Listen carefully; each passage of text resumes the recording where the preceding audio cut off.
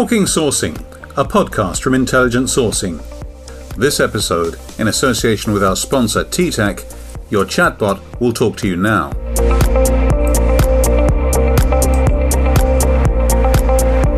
Hello, this is Guy Clapperton, Editor-in-Chief of Intelligent Sourcing, welcoming you to our new podcast, Talking Sourcing. In the coming months, we'll be looking at issues in the outsourcing, contact center, robotic process automation, and a lot of related markets and industries. This time, we're considering chatbots in the contact center market, and we're pleased to present this with our sponsors for the episode, TTEC. And with me are two guests.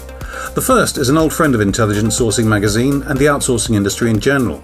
He came to a lot of prominence as a senior analyst with Ovum, and for a number of years he's been an independent consultant and advisor. And as editor of Intelligent Sourcing, I generally found that if I wanted to know anything about locations and features of specific territories, he'd be able to help and advise me off the top of his head. He is, of course, Peter Ryan. Peter, welcome. Thanks very much, Guy. Great to be here. My second guest is Group Vice President for Europe, Middle East and Africa at our sponsor, TTEC.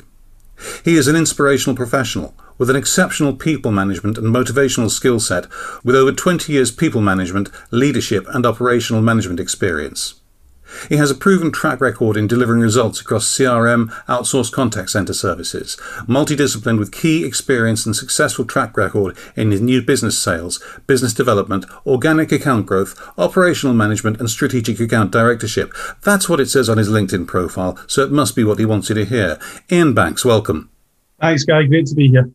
Great stuff. Iain, perhaps we could start with you. A lot of people use the term chatbot to mean different things. I've seen text-based communications called chat and also voice control and voice response, IVR type thing. What exactly does TTEC mean as vendor of these services? Yeah, really good question, Guy. And I think it's important when we talk about chatbots that we define really what that means, because how you use chatbots as part of your sort of seamless customer journey is important. Some people refer to bots as dumb bots now because of the way that they've been implemented, and others can use this as a really successful mechanism to provide a great customer experience. From a chat perspective, there's a term of communication that we see a lot of organizations embracing, which is, it really offers a real-time transmission of text messages from one sender to a receiver. Now, this is where we are starting to see some significant growth on the chat front using chatbots so that customers can be able to respond quickly. We see it across a number of other functions and text-based online communication forms such as the internet, forums and email. Where organizations are embracing chatbots specifically on online chat is that it addresses a point-to-point communication as well as providing a more efficient method for the contact center advisor to respond to, where in a voice system it's one-to-one, but in a bot system you have an opportunity to answer one to multiple customers. Okay, that's great. It sounds very much as if that's what happens in principle. In practice, what sort of clients use and benefit from it? I think if you were to ask that question in January of this year, my answer would be different to what I'm about to say now as a result of COVID, where organizations across multiple verticals have become braver in their decision-making process. A lot of the bureaucracy where the term of digital transformation and chatbots was seen with a stigma attached to it, organizations now need to move to digital channels and as such are embracing chatbot technology. And it's across a number of verticals that we're seeing it, but predominantly when you start to see the retail function shifting from what you would see as the high street store now to digital channels, and the hyper-growth organizations seeing it. But we're also starting to see it being embraced by banking, financial services, insurance, and the utility sector as well, where they've got this significant level of transactional volume and interactions with the customer. And because of the demand that they're seeing, they are needing to provide a more efficient method of communication. So we're starting to see, I wouldn't even use the term post-COVID because we're in the second lockdown, but as a result of COVID, a number of verticals are embracing this technology.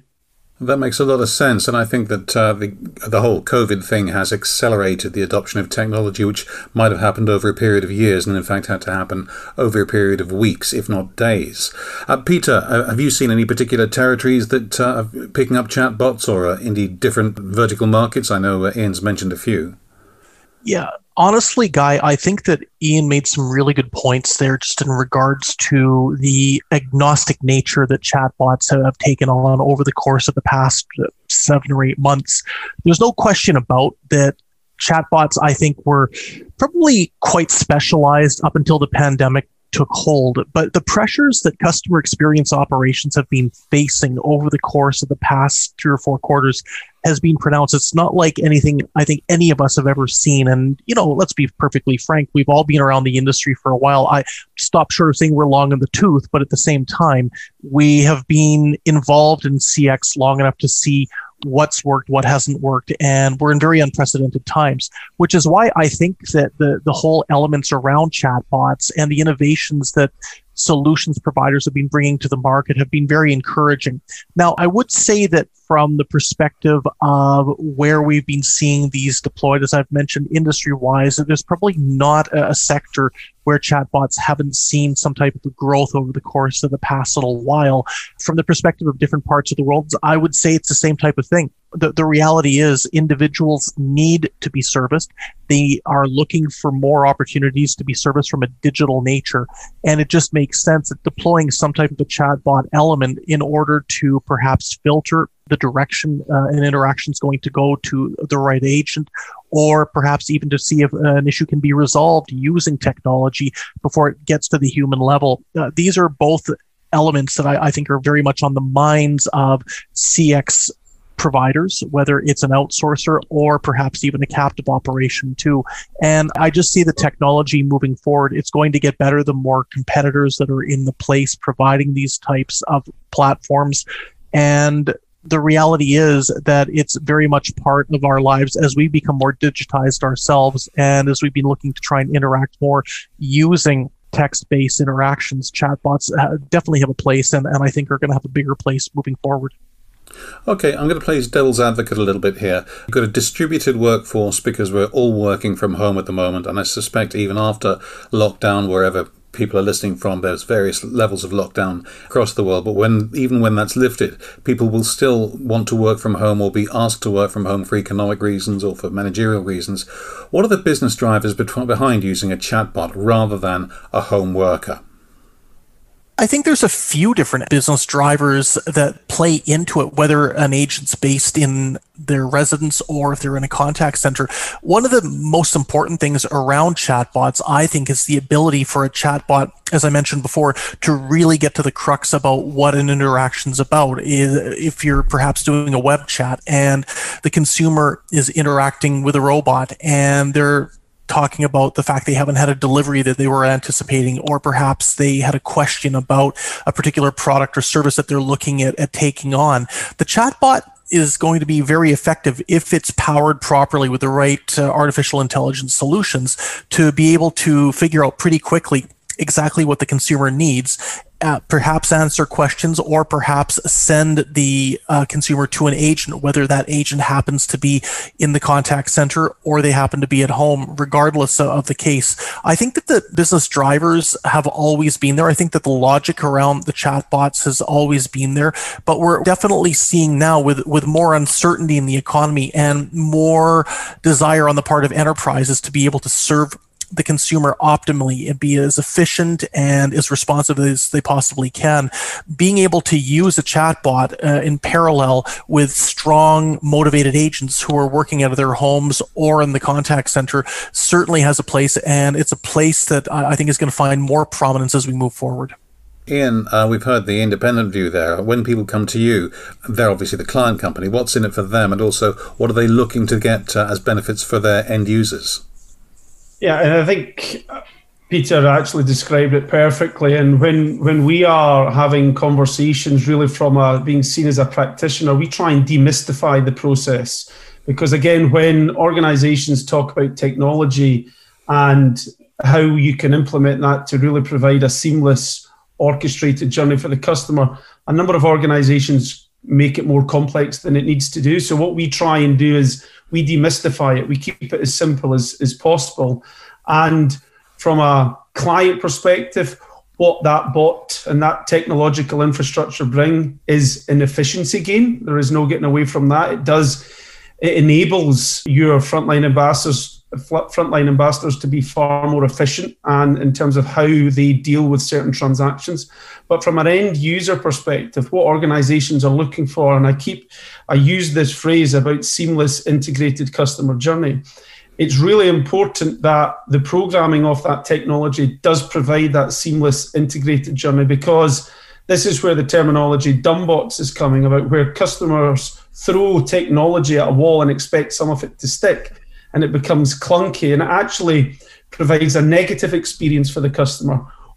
When we're discussing these types of implementations and transformational journeys, it's to drive customer satisfaction, end user satisfaction up, and also removing let's call it the lower value transactions from the frontline ambassadors, so they are left with the more complex inquiries to deal with. So it's providing a better customer journey, a more efficient journey, but also providing a better employee experience, because I do believe that's also critically important in this process, that if you have a generally happy and satisfied employee, they in turn will be able to provide a fantastic service to customers.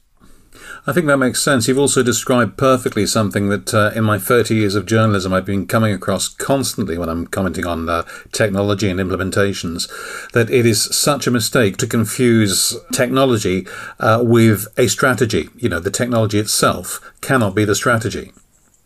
Yeah, the phrase I like to use, Guy, is technology is not the silver bullet. It's a combination, and it's harnessing the power of technology with the people part to really provide a superior level of customer experience. And again, the key is in demystifying it. We like to be seen as the practitioners that show how we can develop that end-to-end service proposition. But technology is there to enable employees. It's there to enable a greater customer experience, but it is part of an overall sequence. It's not the silver bullet. I think that makes a lot of sense. However, it does assume that there's a basic underlying infrastructure that's going to make this stuff happen. Now, Peter, there are territories like South Africa whose internet service is notoriously not all that great. I was presenting at a South African event last week, and I presented a video, and several South Africans said I was lucky I got it to play over their single pipe going into the country. I'm just wondering how much you need to take your infrastructure into account, and whether chatbots can therefore be used by everybody universally like this. Well, I've not heard any disruptive stories about chatbots not being deployed in different countries due to the network connectivity, although I would certainly say that if connectivity issues are going to be problematic, local consumers certainly might find themselves on the wrong end of frustration. We've all been there when internet drops. It can happen anywhere, anytime. Yes, some countries are probably not as well equipped as others, but the reality is, I think that these will be points that are being taken into consideration by the enterprise captive centers or by the outsourcers themselves as they look to try and deploy these different solutions. I would also say, Guy, something that I have been encouraged at is when we were allowed to travel and I was able to get to a lot of these countries that were in the midst of some pretty significant economic development like South Africa, I've been really encouraged by the extent to which many of these localities are investing in the network connectivity, understanding that the future of their economies and quite frankly, the future of their societies are going to be based around the ability for people to communicate seamlessly using digital means, to learn seamlessly using digital means, to do business with these elements. And from my perspective, this is probably going to mean a much more seamless experience for consumers, whether the bot is based onshore, offshore, or if it's an offshore consumer interacting to try and get a problem solved. So certainly, while I think connectivity is a consideration, we have to be encouraged that the right moves are being made for the most part in different points around the world, whether it's developed countries or countries that are on their path to development. Iain, like any business, this idea of chatbots deployment is something that's going to work as long as someone does it well. And that's a bit of a truism, I appreciate. But if you're going to be starting from scratch, if you had a client coming to you saying, look, we're late to the party, we've got to do something about this, what sort of steps, whether it's planning, whether it's underlying technology, what sort of steps does someone need to take? The first part, Guy, is it's understanding the voice of the customer. And again, I take it right back to basics here. It is understanding what your customers are saying. Why are they contacting you? Why, whether it's through voice or through other channels, really having a true understanding of contact reasons.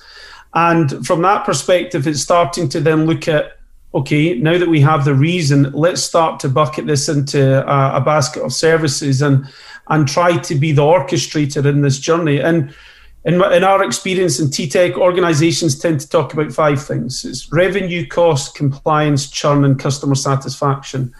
And when you start to look at your digital transformation and your ability to integrate technology into your customer journey, those 5 things are really prominent in terms of where and when and why you deploy a form of technology. But it all starts with the voice of the customer. That is king. And once you've been able to determine the reasons why they're calling, you can then start to understand, okay, which are the high volume, low value transactional interactions that potentially some form of technology, whether it's through omni-channel orchestration, whether it's through analytics, whether it's through contact center software or customer experience strategy and digital transformation, you then have to map out the implications that transformational solution will have on the customer experience. And it's not for every customer and it's not for every brand. So there'll be specific contact types where you can deploy it, where you have high volume, low value that does provide a degree of self-service. But there are the more complex technical inquiries where using technology will take you to a certain point, but then from a customer interaction, customer journey perspective, that will need to be concluded with a human or a voice interaction. Okay, and what support should clients expect from companies such as yourself? And also, a second part of that question really, what sort of impact is there going to be on the existing CX staff? Well, if I put my TTEC hat on this one, from our perspective, we work very closely with taking customers from point A to point B.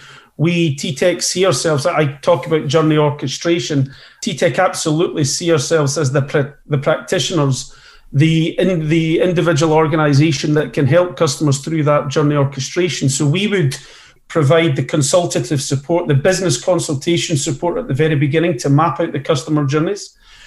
We then have, because of the breadth of technological and transformative solutions that we have within our toolkit, we can provide and integrate, develop and manage that technological solution. And we harness that with the power of our greatest asset actually in everything, which is our people.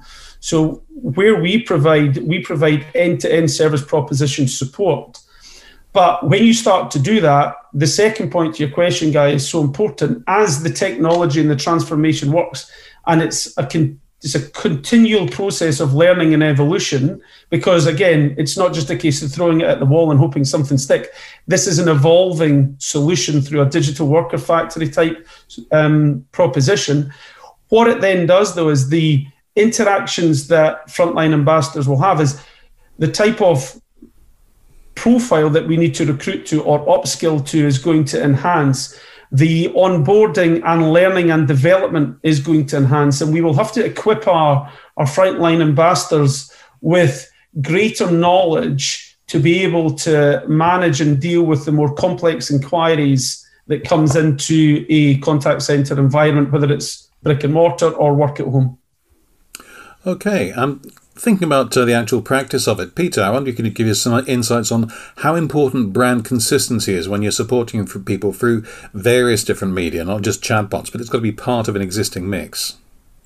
Well, look, I mean, consistency across channels is essential. And as far as I'm concerned, one of the biggest fall downs we've seen a lot of organizations make is when perhaps they've got a fantastic team of people who are servicing consumers on the telephone, but they're lacking when it comes to how well they're handling email or they're handling web chat or social media.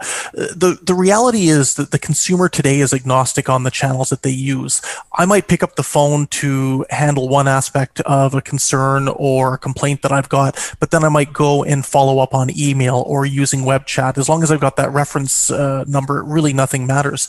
And where I see organizations, regardless of sector, finding themselves in a very tough competitive position is when they're not able to guarantee that level of consistency across the channel. Now this takes into an interesting point when we're talking about the chatbots, because I know that there's a lot of enterprises that have resisted them in the past because they're worried, is my end user going to get that same level of consistent quality interaction that they would get with a bot as opposed to a human? Now, this is something that I do think is changing very rapidly, and that goes to what we were talking a little bit about earlier with the significant amount of investment and development that so many different organizations have been making when it comes to providing chatbots of a very, very high quality nature on the market. And I think slowly but surely, and quite frankly, the last few months, it's been accelerated, the extent to which companies will be willing to take on chatbots, either within their own captive organizations or working with a BPO, as long as they know that the quality is there. That's what's going to be key in this whole question when we're talking about cross-channel interactions or interactions that are being run either by a human or by a robot. Iain, do you have any instances specifically of companies who've really done chatbots well and to whom they've made a difference? Yeah, I think there's more and more major companies continue to announce their support for chatbots within their own business. I mean, if you look at it from B2B market, I think LinkedIn do a really good job in terms of that chatbot technology, as do eBay. And again, because of this acceleration of digital transformation, it's really key. But I think when you look at the key players within the chatbot industry, you've got the likes of Facebook, Google, and Microsoft that are really driving the industry forward with the implementation of that type of technology and organizations following it, because this chatbot ecosystem is quickly expanding. I mean, let's be clear, it's despite the relatively robust ecosystem that it currently exists, it is still expanding. And the ecosystem of this underlying technology and platforms for chatbots include the deployment of deployment channels for third-party chatbots. And I think that's where we're also going to start to see the evolutions, that companies that provide that technology for building chatbots and native bots. And you're going to start to see this evolution. I was actually reading an article, I mean, being able to order, for example, an Uber through Facebook Messenger, where that type of third-party chatbot working with a major brand like Facebook is going to become more and more prominent. So I think those are the leading brands. What's also really important as well, that we're starting to see the rise of the chatbot usage is launched in an abundant amount of startup technology, tech following in their footsteps in a variety of industries. So some of those chatbot startups such as Kazisto, for example, I think are really leading the way in how they're using that type of technology. Okay, now there's always some debate over whether a decade starts in the year ending 0 or the year ending 1, but I think we can universally say that by January we will be in the 2020s. So I wonder if you both give me an idea of what we can expect to see in terms of contact center technology as we move through the next 10 years, really. Peter, any thoughts?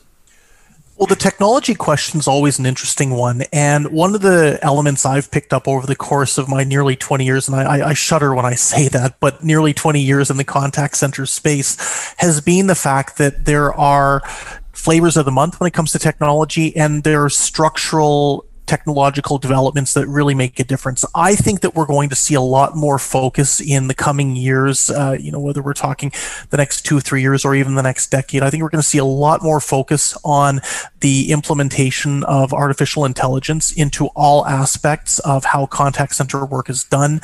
The technology is moving at a very, very rapid pace, and there's some fantastic achievements that we've seen so far. As long as the AI is deployed correctly with the right assumptions and logic, it can do a tremendous amount of good in terms of knowing the customer, improving operations, and frankly, making the whole CX experience better for the consumer and for the agent, which I think Iain mentioned, which is very, very important. The consideration of the agent in this debate is probably something that a lot of us don't focus on enough, but this type of technology can make their job so much better. I also think, Guy, that there's going to be a bigger focus on knowledge management. I've come to this technology in the last 12, 18 months, and I've really been impressed with what it can do in regards to helping agents or perhaps even chatbots position the right services, the right solutions, the right products for consumers. And we're seeing a lot more development of knowledge management solutions for the customer experience space. So there's another one that I think we're probably going to need to focus a lot on moving into 2021 and beyond. Okay, and Iain, perhaps if you could give us your thoughts, but without mentioning how upset you are to have been doing something for 20 years when I've actually been a journalist for 30. I mean, just, avoid that if you would. But what do you think is coming over the next 10 years? Yeah, thanks, Guy. And Peter's actually touched on one of the points I was going to talk on. Knowledge management is key because actually, when you think about technology, it is solely relying on the ability to interact with a knowledge infrastructure. So I agree with Peter's comment there on knowledge management. I think translation services, machine learning translation services is going to become very prominent, where language is the differentiator as we now operate in this distributed workforce environment. The ability to hire the right type of talent is going to become, I would say, challenging, and organizations are looking at how can you service those types of languages. So I think machine learning translation is going to become prominent, similar automation and artificial intelligence. But for me, the way I would bucket this is actually omni-channel orchestration is going to be the prominent factor going forward. And again, I will repeat from a TTEC perspective that technology isn't the silver bullet. It's the enabler to provide a better employee experience and a greater customer experience. And not every technology is going to work for every customer or company. And it is so critical that when you look to organizations to help you through that, you're looking for organizations that are seen as the practitioners through that process and can lead you and guide you through it. So I think you're going to see some of those technologies come forward. I think you're going to see contact center software technologies becoming more and more prominent as well, as we are in a distributed workforce. And I mean, who knows what's going to happen tomorrow? I mean, it depends what happens with COVID. I think that will ultimately be a big driver in how technologies use and implement those types of infrastructures going forward. Well, let's hope that comment makes this podcast very dated very quickly, because I can't wait to see the back of COVID, and I'm sure everyone else feels the same. But to round off, perhaps you could both give us an idea of how listeners can get in touch with you if they want to hear more. Peter? Sure. Thanks, Guy. If anybody wants to connect with me, I am very active on LinkedIn, so you can look up Peter Ryan. You will find me relatively quickly. My photo, there are a few Peter Ryans, but you'll notice I'm standing in front of the Berlin Wall on mine. And they can also check out my website, www.ryanadvisory.com. And how about Iain and, of course, our sponsor, TTEC?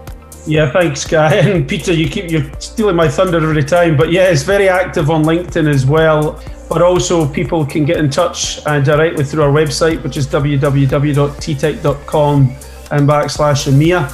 And obviously through our partners as well, where they have all our contact details to send on. Thank you very much, and that's it from us. Many thanks indeed to our sponsor TTEC and to Iain Banks for speaking on their behalf, and of course to Peter Ryan, location expert and consultant extraordinaire. My name's Guy Clapperton. I'm active on LinkedIn too if anybody's interested, and this has been the Talking Sourcing podcast from Intelligent Sourcing. Thank you very much for listening.